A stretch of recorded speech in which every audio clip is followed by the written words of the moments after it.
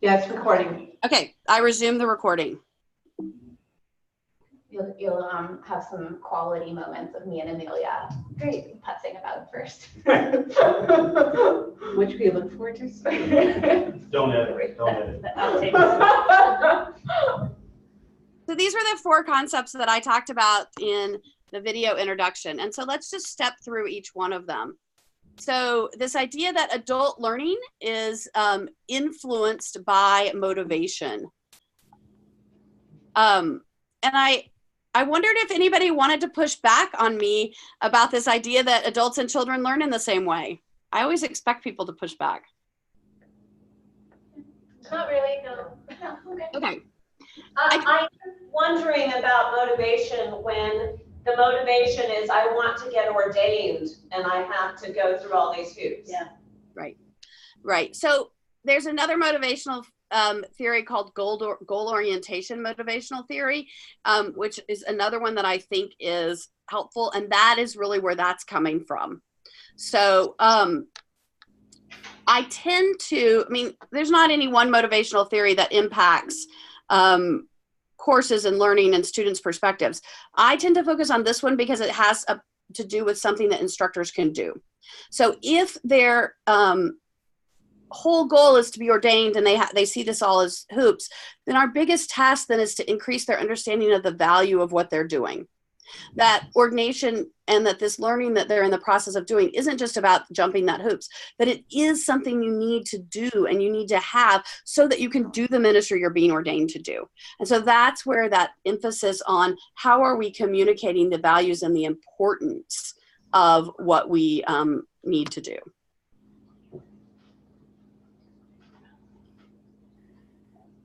Thinking about this is one of the ways that you can really assist and increase the motivation of your students. There are a lot of things about their internal motivation that you can't really impact as an instructor. So if there aren't any questions, we'll move on. But any other comments or experiences that you've seen this impact? Yeah, Stacy, this is Susan.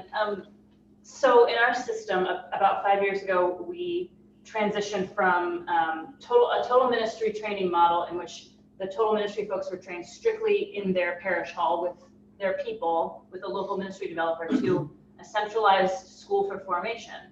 And there was a lot of resistance to that change. And the one piece of that resistance was, I think, this like internalized expectation of academic shame. That there were people who were going to be told, who believed they were going to be told, well, your academic work isn't up to par, and so you can't move forward. And so I'm just curious, like, where that, how does that connect here? Yeah, so that falls into the third line here. They have a low expectancy of success, but they really value what they're going to do. So their motivation is still sort of half and half because they're holding back. If they go for it all out and then they fail, they're going to be really disappointed and they're going to be broken. Yeah. So one way that we protect ourselves there is that we hold back a little bit. Mm-hmm. And so that has a lot to do with expectations in advance and talking about what's the level and what's the kind of training. This motivational theory speaks to students so much who are coming back into theological education and local formation, who maybe have been out of school for a long time, or maybe have high anxiety about what they're being asked to do. Right. But I also see it. I'm sorry. Yeah, Sarah, will you just help me? I can't sort of see people's hands. If you'll call. Oh, yeah. I have a question about the motivation. I believe that there are 3 power over the motivation. First one is need, and the second one is feeling. Third one is the value. I'm the Korean. Many of Korean clergy doesn't go conference in English setting because they are not feeling well in English. So that how do you address about the need and a feeling and the value? You talk about the value over here. So so I want to make sure I understood your question. Like how do you address this in those different areas, correct? Yes, I believe that there are three factors of the motivation. Right. But you only mentioned value. Right. So different motivational theories address different, how many? And this one just says these two are the most significant ones in a classroom. So I'm not discounting them. I'm just sharing with you one of the theories that's the easiest for us as instructors to get into and use and apply.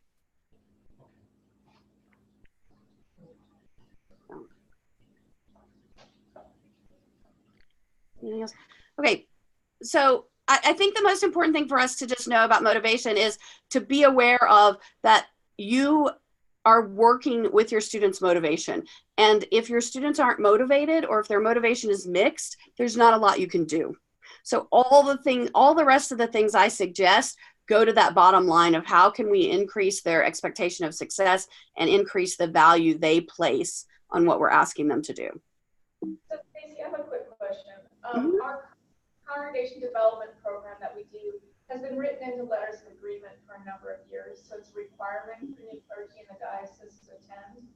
And one of the things that I believe is that in order to increase motivation for people to participate, we perhaps need to re-examine whether we put it in letters of agreement in that way and create a program that is by application as opposed to requirement. What do you think of that in terms of this value theory?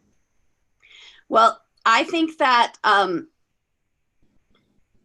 that this theory of motivation has nothing to do about requirements, and that if it is a requirement, sometimes that can lower the value of something. One, which I think is what you're addressing and what you're asking. Because one, it can be one of those, oh, everybody has to do it, everybody gets to do it. But it also can lower the innovation on the part of the instructors or the program developers, because they know everybody has to do it. And they also don't then have to keep a competitive program. So I'm not opposed to requirements at all, but I do think that you have to look at systemically, what are the requirements doing? Are they making, if requirements are making sure we all have a shared communal understanding of life and a shared language, then it can be really valuable. If requirements are making sure that that person, that we have a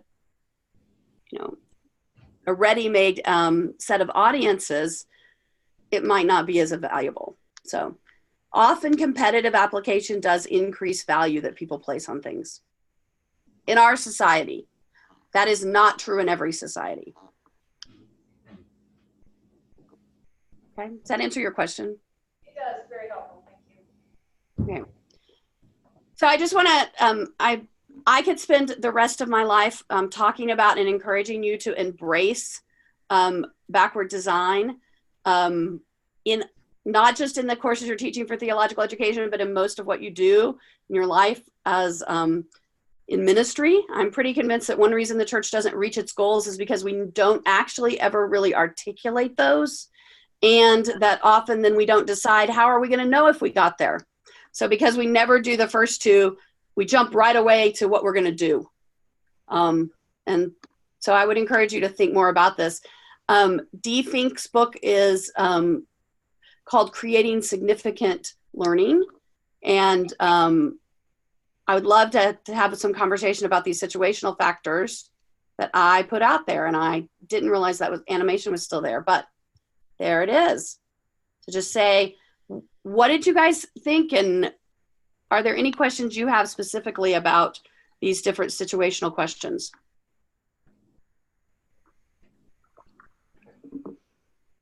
I'm wondering, I'm assuming that all of them work in some context, but was there an area where the learning was more significant than other of these quadrants?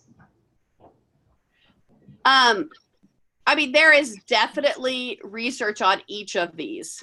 I find it to be a foxhole in the Episcopal Church to say that there's any one way that works the best, because everybody can pull out a personal example of having learned something in another quadrant.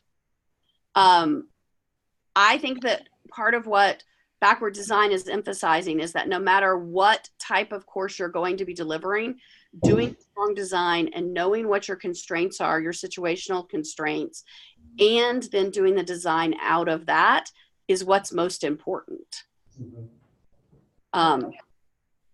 So, for example, there is a lot of research on that collaborative interaction with content is effective and helpful. And yet when you ask most people, they hate group projects and they hate group work. Although I do find that ironic for people who want to be ordained, because I tell them after 20 years, all ministry is group work. Yeah. I often say, are you really sure you're called to ministry then? Because you're being called to a life of group projects. So Stacy, I'm guessing that my situation may be applicable to other people's here. We have folks who strongly believe that one of these aspects is the best. They're the people who want to learn in their church basement with their team, period. There are people who want to go to seminary, period. There are people who believe we need to raise the stakes or bring people together, whatever other goals. But the issue that we consistently face is, how many hours of time do we have to create a tool that people can use? We don't have endless resources, so we can't individualize it to every single context. So I wind up sort of having to say something that's a nicer version of, this is the best we can do with the time and the resources that we have. And so we've created a tool that is applicable to as many people as possible and that manages to enrage everyone. I don't know. I don't even know what my question is. I think my question is, like, how do we create, if we get to our learning objectives and we create some content around that, I feel like I'm often being asked to deliver that content in 4 different ways. Does that make sense? That's where I want you to start with your situational factors. So one of your situational factors is, this is the amount of money and budget we have to create. Yeah. So nothing, whatever, by starting with the situational factors. So then that provides, I think the situational factors provide the blueprint for whatever you're looking for. They provide the constraints. When you, when you start to build a house, you have a sense of, okay, I know our top end budget is this amount. Or I know we only, if you're building out in the country, we only have approval for 3 bathrooms. I mean, all of those things, whatever those situational factors are. And I think too often in planning, formation, and education and ministry, we are not honest about those situational factors. So situational factors are, you have one New Testament PhD that's available to teach that lives within an 8-hour radius of you. Whatever the constraints are on your learning and the learning environment, that becomes a situational factor. And so there are, I can send that, I'm going to post, I have a whole set of resources that might be helpful. I'll post them and make sure Susan can get them out to you all. But I have a whole long list of about 20 situational factor questions, but these are the 4 that I think are most important to ask. So, and what I'm going to say is, you start by asking these questions, like, who are your students? So, for example, if you are working with a group of people, well, here at Wabash yesterday, one of the people that's participating in this program did an amazing presentation. His students are all Spanish speaking, people that are doing lay ministry in Roman Catholic congregations. Most of them don't have formal degrees, but they're really great at their smartphones. And so he reorganized his course to be completely done on a smartphone. He took the situational factor into account so that he could help the people that he was helping learn get to the objective. And Susan, I guess what I'm saying is, once that is set, then you do your learning objectives, then you do your assessment, then you decide. So that modality doesn't continue to be on the table over and over and over. Thanks.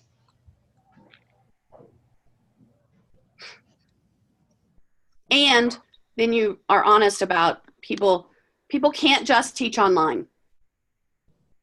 So, I mean, it does take training, and it takes time and energy to learn how to do it. So, Related to the first one, about what is your approach to teaching, what is your pedagogical comfort zone when you're designing a curriculum that's going to be imparted by a number of different faculty who have very different pedagogical comfort zones? How do you negotiate that? so if I am designing a program, there's a little bit of a different approach. You would use these theories, but in a little bit of a different way. You would use the same model. So what are the situational factors? I think that it is very helpful at the program design level to state what are our program objectives. And embedded within those can be pedagogical assumptions. And then you invite people to teach you invite people that are teaching in that program to come into the program to teach, knowing that that is the set of pedagogical assumptions. Which gets us to number 4 when we talk about embedding real life. Like, one of your assumptions could be that our program is committed to ways in which we can embed real life into our courses. So that might be a program level objective. So if you set the program level objectives, then the course level objectives fall down out of that. So does that help a little bit? Yeah. Okay. I'm just going to move us on just because it is time to move on. Here's that book that I love and someone else in the room loves too. So It's my favorite. I wrote about it in my tenure essays, but these are all the things I do. So yeah. it's great. It's great. It's great. It is very, very, very accessible. So those of you who are working with instructors, one of the things I would do if you're working with teams of instructors is I might choose to do a group read and read a book like this and have them discuss about how they could apply these, ask each of them to take one of these principles and apply it in their courses. Someone wanted to talk about knowledge organization. Mike. Yeah. What did the first thing say? Chunking content. That's it. So. I made you bigger. Oh, thank you. Mike, a particular question about knowledge organization? It was just so quick when you went through it the first time. I just a bit more leisurely. I'd be happy to. So this is one of the things that for my comprehensive exams, I had to read all of this neuroscience research and all these different books on learning. And the thing that I didn't understand before that is that we each in our brains have a scaffolding for how we connect information. And when we bring information in, the first thing we do, the first thing that happens is we try to figure out where to connect it. So we're constantly taking the existing knowledge that we have and connecting any new knowledge to that existing knowledge. The problem is that when you start to study a new topic, like preparing for ministry or theology or studying the Bible for the first time, you probably don't have many places to connect that knowledge. I mean, and maybe unless someone provides you a structure and a framework, you might connect it in an incorrect place. There's a series of videos online which you can go search for. And every year, a group of researchers ask Harvard graduates as they leave graduation a simple 4th grade science question. And it's amazing. Like, one of them is, why do we have tides? Or why do we have seasons? And it's amazing how many of them get it wrong. And science educators have gone back and done a lot of research on that. And that is because when seasons or tides are taught in 2nd grade, this is what they identified at one point, there wasn't enough knowledge structure for students to connect with the understanding of the rotation of the earth. So, and that misconception that got created stayed forever in these brilliant students. So the reason that I really think that, and the reason that other experts think that it's important for the expert to structure and arrange and organize the information is because it prevents misconception. It also lowers the cognitive load. So if you're assigning someone to read 5 Bible commentaries on a certain book of the Bible, and you don't provide them anything other than just this chapter in this book, this chapter in this book, this chapter in this book, they'll spend a lot of their cognitive load trying to figure out where to organize that in their brain, and they may put it in the wrong place, instead of comparing the different perspectives on the gospel, which might be what you want them actually to do. So part of this is people only have so much energy to invest in their learning. Can we take a little bit of the cognitive load off organizationally, so therefore they can spend and invest their energy in the deeper learning that we want them to do? There's another real life application outside the classroom that's very real in the church. And anybody who's ever led a vestry knows this instinctively, that when you sit down with a vestry and you try to start a conversation about vision or mission, and they're trying to connect it to what they do in the corporate world. Mm-hmm. And their brain is trying real hard to make sense of church speak, which they don't speak. And so that's why they want to bring all these corporate models into the church and into the way we organize our work in the church, which may not have any application, no logical application or effective application in the life of the church, but they're bringing what they've got and they're making the connections they can, but there's a learning that needs to go on there, which is why so many people have said to me, and we try to do some things about this in my diocese, but so many people said to me that when I get on vestry, I don't feel effective for the first 3 years. Right.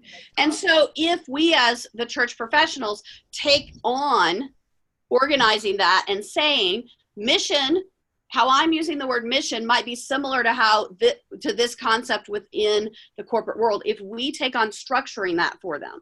Yeah. So I mean, that's a real world example. So. Yeah. Does that is that helpful, Mike? Yeah, very helpful. Thank you. Yeah, so it's basically the question of, do you want your students to spend their energy organizing information, even though they might misorganize it, or do you want them to spend their energy learning and exploring the information? So can I ask a question about that? So if we give them a series of readings and we want them to see it from a higher perspective, are you saying that we should make the connections for them? Like say, this is what I want you to read this and then we're going to discuss it, but I want, this is the kind of connection I'm hoping, or I'm not sure what to do, how to get to what you're Okay, so what I'm saying is that if you assign someone 3 different theorists, or if you assign someone 3 different readings on leadership, there's going to be, if you assign anybody any very much content in any book, there's going to be more than one concept covered in that. Yeah. So it would be much better to say to them, our objective for this week is to look at how leaders overcome their own, maybe your objective is to identify how leaders overcome their own fear. As you're doing these readings, consider and pay attention to examples of when that comes up. Mm-hmm. Then suddenly they're reading with the filter that you want them to have. I don't want you to do the work for them, but 3 readings on leadership, I probably could come up with 20 different filters that I could put onto those readings. Yeah, that's very helpful. And so the question is, can you give to them just a little bit more information so that they come out of it with what you want? And several professors I've worked with will make video, and particularly Judy Fentress-Williams has started doing this, made short, less than 5-minute video introductions for the readings that she assigns for each week. And part of what that, as she says, allows her students to do is that it allows her to remind them what's most important. It allows her to point out any connections with stuff they've read before or things that are coming up in the future. But it also allows her to put some context around the authors. I cannot tell you the number of times that I have seen on seminary syllabi authors of color, authors from other denominations, feminist authors, any other authors, read without any reference to the context in which they write. And so that is a weakness for anybody to understand that author. And so all I'm saying is you have all that information as the instructor in your head. Spend a few minutes getting it out, and that lets your students go deeper. Just to note, we have about 20 minutes left. Okay, there's a question in the back. I'm Mary Chen Ong, so I'm rector of Xavier in Oakland, and I really like when you mentioned about the misconception that we have a structure and then we may misplace the knowledge in misconception. So I like the suggestion or reminder from Bishop that vision or mission in the vestry. So what I have done in the past, I noticed that when I wrote out the vision for the vestry or for the church, I make a definition for each word. Let me tell you my background. That's great, yeah. From China, from Hong Kong, or American-born Chinese, they have a different background, they have a different definition.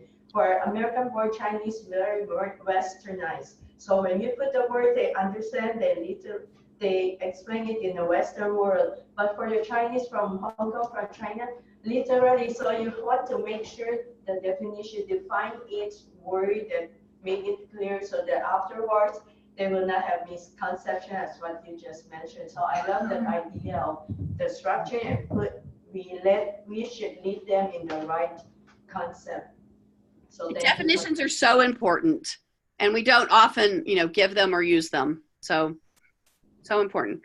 Let me, I moved us backwards instead of forwards there. I just want to I know there was some interest to spend a few minutes talking about authentic assessments and zones for learning. So people wanted to talk about real world. Anything specific?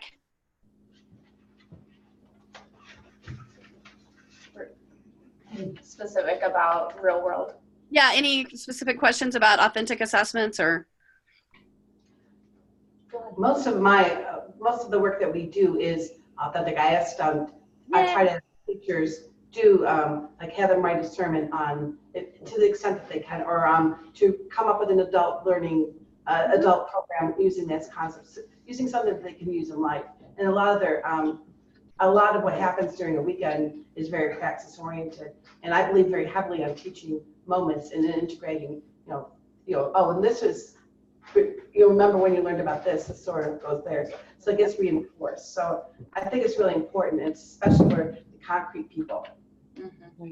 I actually think it's incredibly important. I think that one reason I bring it up is I don't want us to think that these types of assessment aren't academic assessments or that they're not rigorous. This research on authentic and real world assessments is what's coming out of higher education right now. And so I think that too easy in the formation conversation, it can become, oh, that might be something you would do in a formation school, but in a seminary, you might write papers. And I just want to push back on that about them not being academic or them not being rigorous or them not being any of those things. Real world assessments, or often called performance assessments, are really important. And that is the case in research in medical schools and law schools and across higher education. So. Could we,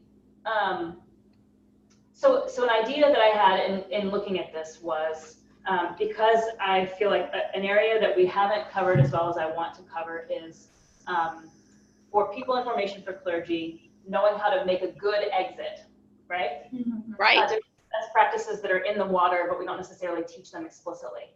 So one idea I had in looking at this was, what if we asked people, we gave people like a case study situation external to them and ask them to write the departure letter or create a strategy for communicating about their departure, and then bring it back to the group and sort of invite the others in the group to give feedback on that. How does I would also recommend adding on to that a timeline. Yeah. Of like saying exactly what I was going to say. Yeah. Clearly Stacy and I are in the same water a lot. Yeah. But that would help of saying when you're interviewing, who do you tell when?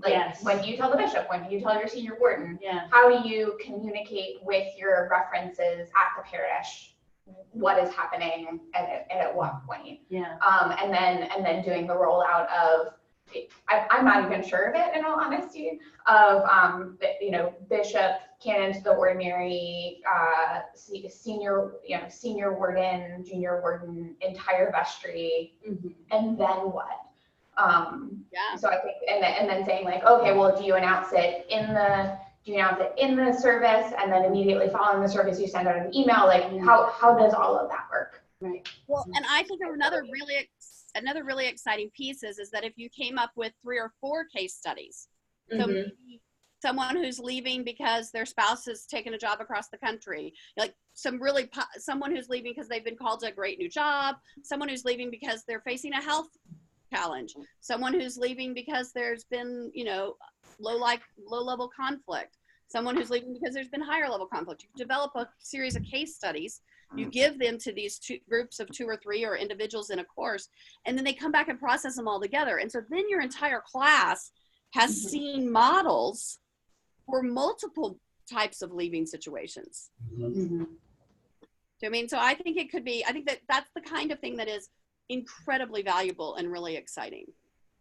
And then also pairing it with the search process as well. Yes. I'd love to see some models on it. The Diocese of Virginia has a really good resource that I'm stealing. Let me rephrase. I was thinking. The Diocese of Virginia has a resource that is much better than our current existing resource. On how to leave your parish, yeah. Yes. Yeah. Oh, is that mine? It is, yeah. This is People 1 to 5 years notice. Are you serious? No, that's like totally good. 3 months. Yeah, in some of those scenarios, you can't give 3 months. In some of those scenarios, you got 2 weeks because your spouse is moving and you got to be there. Yep. So anyway, I don't want to get stuck too much on scenarios because I can dream up assignments and scenarios all the time. Was this a section where you talked about working in teams? Was that the part where you talked about working in teams? That we all hate group work. Right. Everyone I usually have had great success with students working in teams, and they usually do it. But for this reason, there's this one student who really, he's got the same personality as me, and of course he can come up with all those scenarios by himself, so he thinks. And trying to interject a bit of humility into him, but he can learn. He thinks he knows it all before, and the team is just slowing him down. And I say, you're not going to be finding parish work to be where you can be by yourself. I mean, you're not going to be effective. At least you won't be. Do you have any suggestions of how to encourage team? Because even if you say this is going to be your life from there on, I don't think that's enough of a motivating factor. First of all, if you decide that teamwork is an important value for your organization or your community or your course, no one gets to opt out of it. Right. As an instructor, there are non-negotiables in your course, and that just is fine.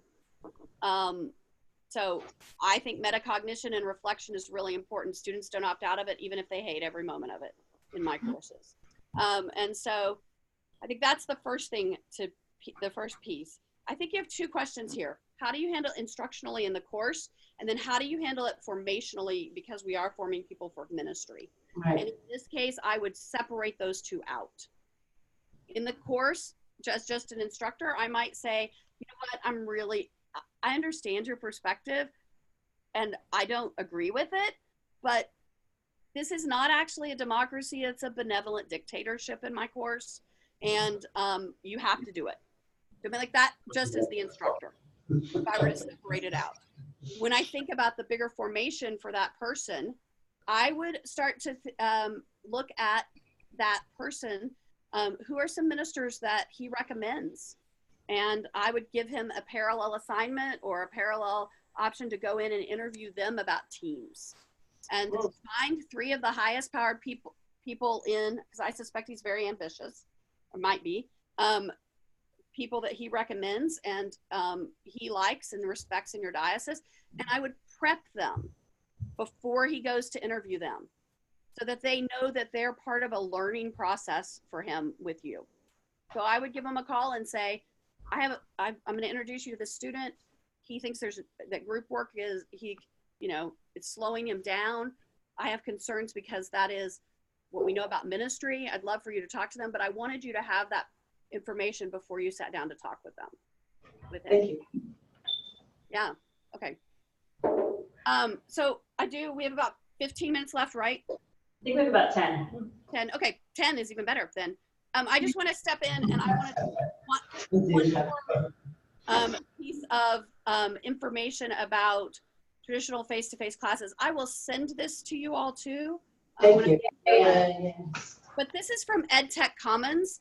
Part of what, when I send you a list of resources, you're going to find is that there are a couple of 2 or 3 teaching and learning centers at universities around the country that are exceptional. Sarah's current new school at Vanderbilt is one of them, the teaching center there. But EdTech Commons from UC Davis is also really good. And I appreciated this series of definitions because I think we have to get really clear about what we mean by these different things. The traditional face-to-face, I usually use hybrid because I prefer the word, but I've used hybrid and blended interchangeably. They make a distinction between blended courses and hybrid courses. They say blended courses are all face-to-face and technology is used to facilitate activities between classes, but you don't reduce any time. Hybrid courses are those courses, which this is where most of our theological education formation courses fall. They are both online and face-to-face, and they're integrated together.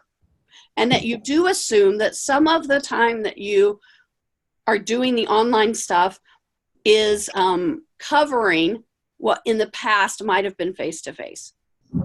And then online is mostly online. There's a whole bunch of distinctions within online courses too. But I just wanted to say, I believe that effective learning can happen in every one of these environments. I have yet to experience something that can't be taught in every one of these environments. But it takes a skilled person to do it, and the ecology and the community of learning that is being formed is different. So you can't just assume that the ability to form community and to host and to convene, if someone is incredibly gifted at that in a face-to-face environment, that they are also going to be gifted at that in an online environment. They have learned, and it's taken them years to get to that kind of comfort level in the face-to-face environment, and it will take them time to get there online too. And that's only if they're willing to engage it and learn it as a new skill.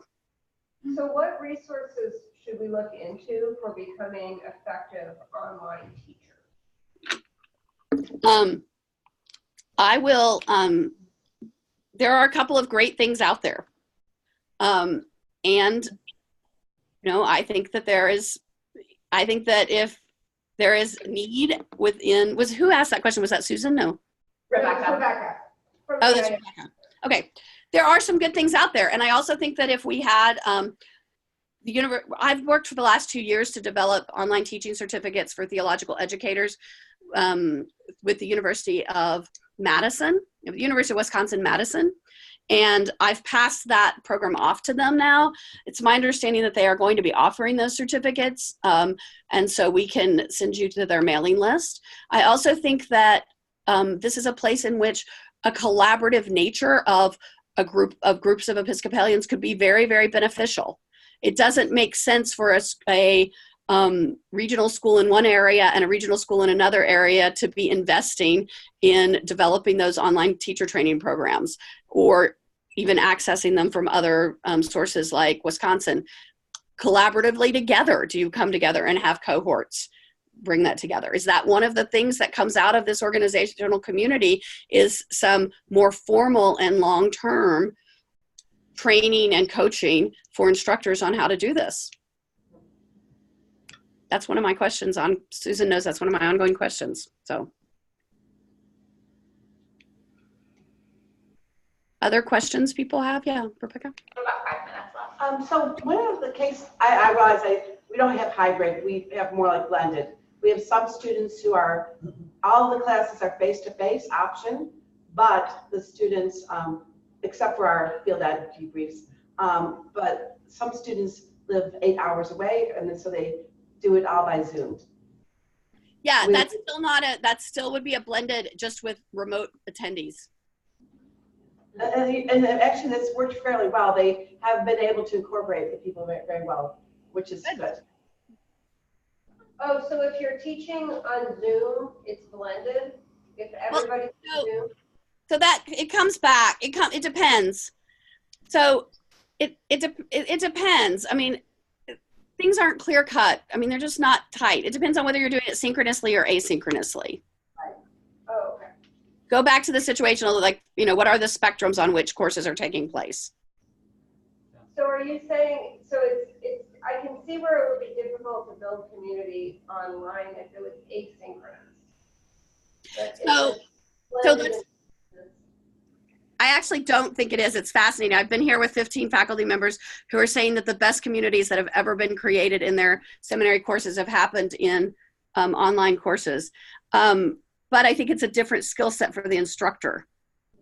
So they have to know how to do it. So when you're asynchronous online, there's two different types of asynchronous online. There's asynchronous online, which is used like a training program. Like if you've done the safe abuse, the self-paced safe church training that's online. There's no community associated with that. It's just a series of modules that someone works through whenever they want to. That would be one type of synchronous online training.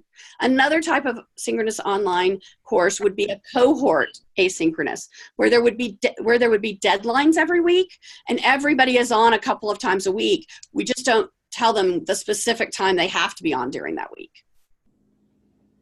In the first, you can't build a community because there's no interaction between the students. But in the second, you can build community, because you can use discussions, you can use video posts, you can respond to each other, and have that kind of interaction.